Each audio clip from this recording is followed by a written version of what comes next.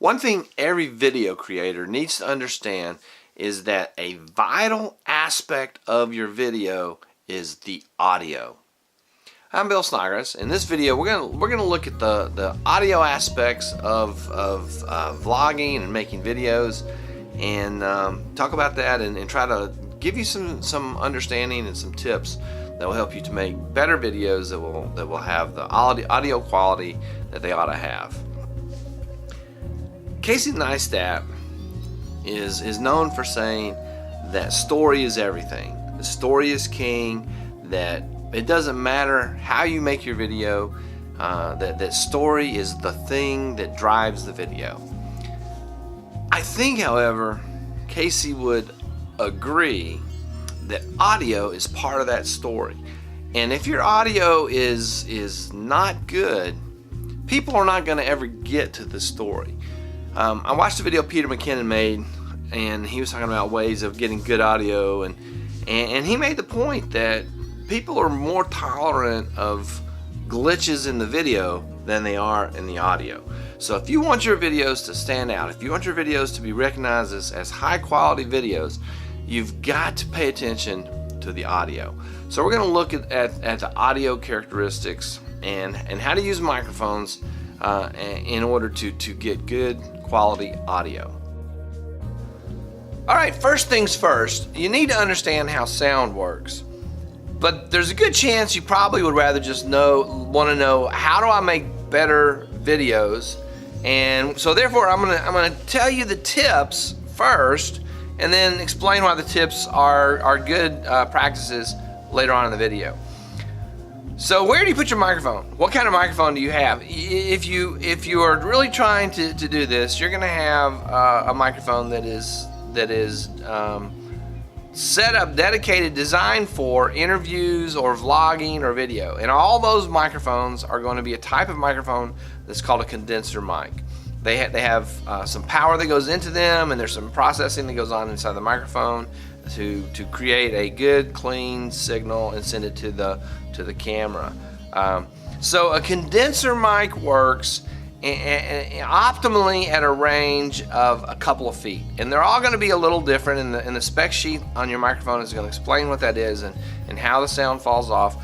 But the designers of a condenser mic, they design it to be a couple of long distances away relative to, like if you see the microphones they use on The Voice or on a TV show, the stage mics, they're held right up to the singer's face. Condenser mics are designed to be a little further away. Now, how far away can they be? They need to be probably, and the specs will probably, in your microphone, if you read them, will give you some tips on what that is, but probably 1 to 4 feet is going to be the best, most effective range that your condenser mic is going to work. I never really feel like I want my microphone more than maybe arm's length away, or arm's length and a stretch away, and so that kind of gives me kind of the gauge of where I want my condenser mic to be.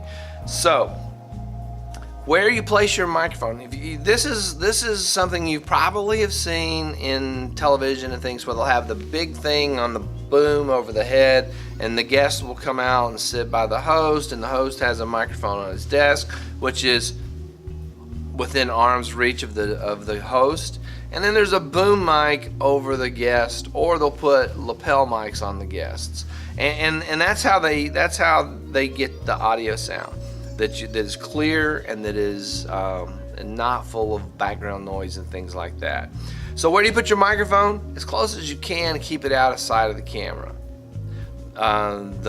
Really and truly, the closer you can get it without it being seen, within reason. Obviously, they're expecting a little bit of distance in a condenser interview mic, so that's where you put your microphone.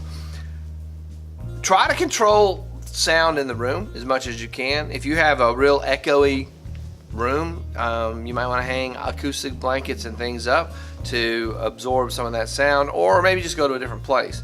I saw a video. Matty Hapoya was trying to do a little thing. He was sitting like in looked like a picnic shelter. I'm not exactly sure. and he recorded a couple of sentences, and he says the echo in here is really too bad. I need to move somewhere else. And that's a really good point. Is if you're trying to get good audio quality, you got to be conscious of your surroundings. If you can hear the echo yourself, it's probably going to get picked up and recorded as well. So that's the tip.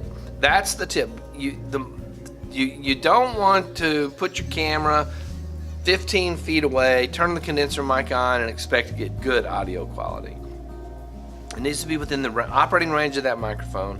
And that operating range, again, is going to depend on the microphone. You can read your spec sheet and read your directions. It'll tell you where to place the microphone. But arm's length or closer is a pretty good starting place. Now, one more comment on the microphones. Camera mics on the built-in mics on cameras, mics on the phones, the external mics, the speakerphone mics. These are all operating like condensers. And I don't know the exact technology that they're using, but they behave like condenser mics. So you can, if you're videoing on your iPhone, you have it out arm's length, stretch a little bit further out on that selfie stick, and you're going to be good to go. So there are your tips. Those are your tips for how you set your microphone up. Now, why are these tips true? And that's going to go into the physics of sound. That's going to go into, and I think this is really fascinating, very interesting. And so I'm going to set up a demonstration and show you why you need to be within a certain range of the microphone. And I think it'll be completely clear once we do that. So let's go do that now. So the first thing you need to understand about sound is that it is a wave. It's a mechanical wave. It's a physical wave. And you can visualize the way that sound, the science word is propagates, the way that sound propagates by thinking about what it might look if you had a very calm pond into which you threw a stone. And the wave of that stone entering the water would propagate out in all directions until it hit something which it would probably bounce off of and go back the other direction. So sound behaves as a mechanical wave would behave, because it is a mechanical wave. Now, in every environment, there is a background noise.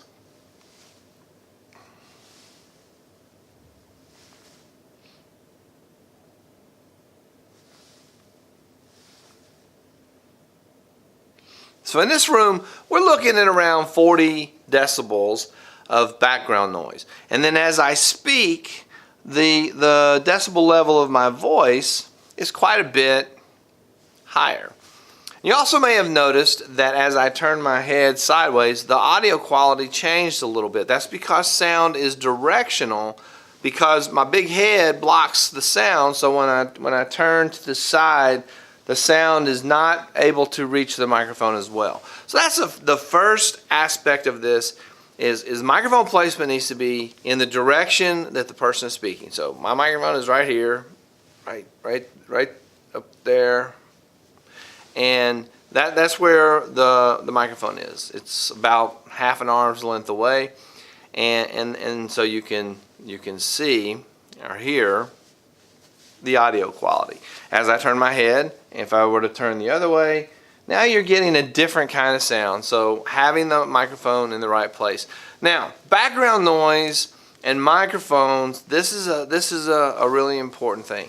The reason that the microphone needs to be close is the way the mechanical waves work is that sound will, the volume of sound will fall off as a function of this distance squared. It's a square. It's an inverse square law that applies to the intensity or the magnitude or the volume, if you will, that the microphone perceives the sound. Now here's the thing. If I walk over to the other side of the room and talk to you, your brain is going to process the background noise and throw it out, and you're going to still be able to understand what I'm saying because it's not quite that far.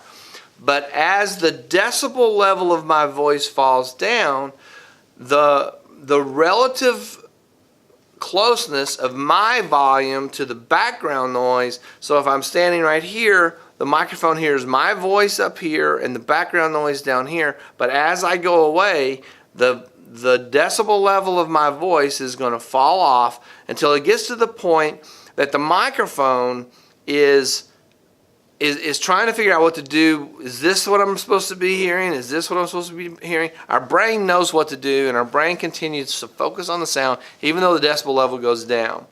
Our perception of sound is not linear on the decibel level. So we can perceive sound at a lower decibel level and process it, whereas a microphone just processes everything the same. It doesn't have any way of figuring out what to do with that. So what does that look like? So I'm gonna walk backwards. Let's see how this goes out. And as I go along, you can see the decibel level of my voice is gonna go down. So I'm gonna keep going back, and the further back I go, the further I go, and you can hear the audio quality. So if you're doing an interview and your subject is 10 feet, 15 feet away, the audio quality, so the microphone right now is trying to figure out what in the world. I don't think it actually has that level of reasoning. But the microphone is taking the background noise and my voice and is trying to process those into a sound file for the video. So the further you go, the lower the audio quality becomes. So I think it's pretty telling. The power, the magnitude, the amplitude, the intensity and power or pressure. Intensity and sound pressure are the science words for it. So the intensity and sound pressure both fall off as a function of radius squared. Okay, I'm gonna shoot that same walk, same kind of thing on an iPhone, just so you can see how that sounds. So I am. So as you can see, I'm on the iPhone. So I'm gonna switch over. The audio and the video is going to the iPhone now. So now you can see I'm walking backwards, and we're assuming I'm talking the same level, and we're assuming the decibel level of my voice is staying about the same. I'm using kind of my projection stage teacher voice, and you can see that the iPhone processes the sound, but at some point it begins to start picking up that background noise and start